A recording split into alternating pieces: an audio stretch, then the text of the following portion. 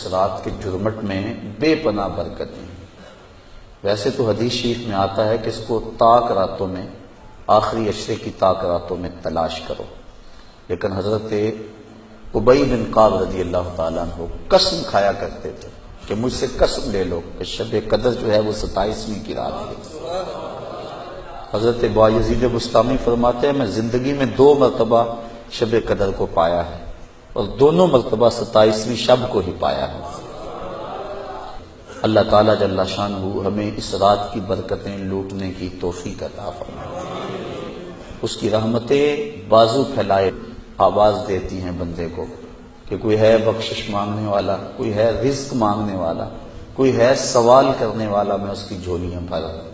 ہم تو مائل بکرم ہیں، کوئی سائل ہی نہیں، راہ دکھلائیں کسے، کوئی راہ روے منزل ہی نہیں. صرف 4 اشخاص ہیں جو اس رات محروم رہتے ہیں.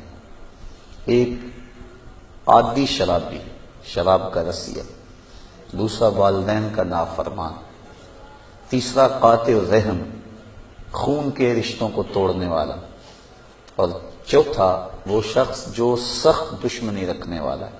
اور سخت دشمنی اس کو کہتے ہیں جو 3 دن سے زائد ہو، کیونکہ مومن جب ایک دوسرے سے ناراض ہو جاتے ہیں تو 3 دن سے زیادہ ناراض نہیں رہتے. تو جو 3 دن سے زیادہ ناراض ہیں ان کو سخت دشمنی رکھنے والا کہا جاتا ہے.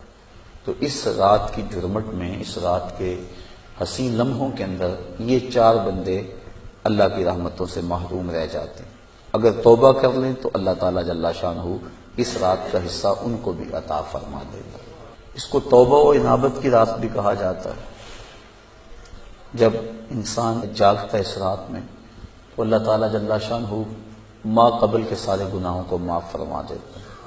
وہ فرمایا کہ من قام لیلۃ الصیام، لیلۃ القدر اس سے مراد ہے، ایمانا و احتسابا غفر لہ ما تقدم من ذنبہ.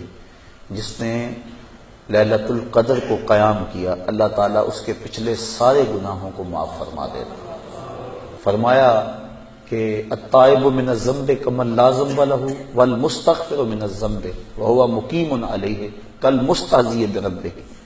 جو گناہوں سے توبہ کرتا ہے وہ تو ایسا جس طرح اس نے گناہ کیا ہوا ہے، اور جو توبہ کرتا ہے استغفار بار بار پڑھتا ہے، استغفر اللہ کہتا ہے، لیکن وہ گناہوں کو چھوڑنے کا ارادہ نہیں پاتا اپنے اندر، جمع ہوا ہے گناہوں پر.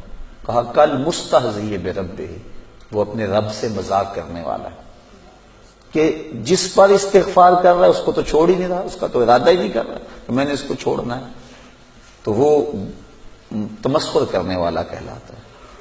تو جو ہم دعا مانگتے ہیں، جو ہم کہتے ہیں، مانند اس کا استحضار ہونا چاہیے، اور جو ہم اللہ سے وعدہ کرتے ہیں اس وعدہ کو پورا کرنے کی کوشش کرنی چاہیے.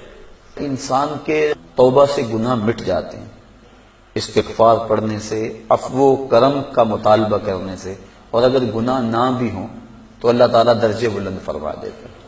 حضور علیہ السلام نے ارشاد فرمایا میں ہر روز اللہ سے 100 مرتبہ استغفار کرتا ہوں، 100 مرتبہ، جبکہ حضور کے دامن پہ تو گناہ کا ایک داغ بھی نہیں ہے، لیکن اس کے باوجود 100 مرتبہ حضور اللہ کی بارگاہ میں استغفار کرتے ہیں. اور ہم جو لتڑے پڑے ہیں گناہوں سے، صبح سے شام تک ہماری زندگی اسی دلدل میں پھنسی ہوئی ہے، تو پھر ہمیں تو بہت زیادہ استغفار کی ضرورت ہے.